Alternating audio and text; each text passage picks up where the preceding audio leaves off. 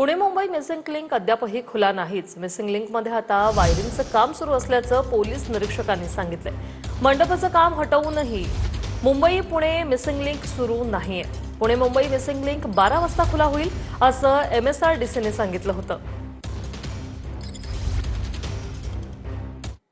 Mumbai एक्सप्रेसवेवरील missing लिंकचं काल उद्घाटन जे आहे ते मोठ्या थाटामाटात झालं। मात्र अद्यापही जी पुण्याहून मुंबईला जाणारी वाहतूक जी आहे ती या ठिकाणी बंद आहे।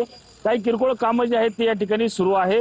त्याचप्रमाणे खाली मंडप जो काल उद्घाटनासाठी टाकला होता ते काढण्याचं काम सुरू असल्याचं आपल्याला MSRD कडून सांगण्यात आलं आहे। मात्र नक्की हा खरंच मंडप काढण्याचं काम सुरू आहे का हा देखील प्रश्न या ठिकाणी उपस्थित होतो। कारण की काल दुपारनंतर हा कार्यक्रम संपल्यानंतर अद्यापही स्टेज निघाला कसा नाही असा इतका मोठा कुठल्या प्रकारचा स्टेज जो आहे तो या ठिकाणी टाकला होता। मात्र त्याच्याच विरुद्ध बाजूला पाहिलं म्हणजेच लोणावळ्याच्या बाजूला तर बॅरिकेड टाकण्याचं काम जे आहे ते आता प्रशासनाकडून हाती घेतलेलं पाहायला मिळते।